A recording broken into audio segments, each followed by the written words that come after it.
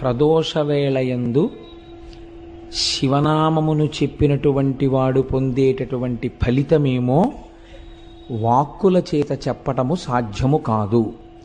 ప్రదోషవేళయందు చెప్పబడినటువంటి శివనామము యొక్క ఫలితమును చెప్పే ప్రయత్నమును కూడా చేయరాదు. ఎందుచేత అంటే అంత గొప్ప ఫలితం వస్తుంది కనుక.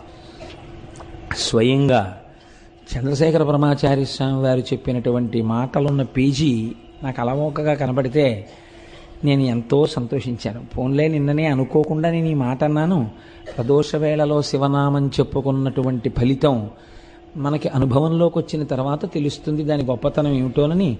ఇవాళ మనకి యాదృచ్ఛికంగా ఇది గురువుల నోటి వెంట వచ్చిన మాటగా పుస్తకంలో కనపడింది. ఇది చాలా ఆనందదాయకమైన విషయం అని అనుకున్నాను.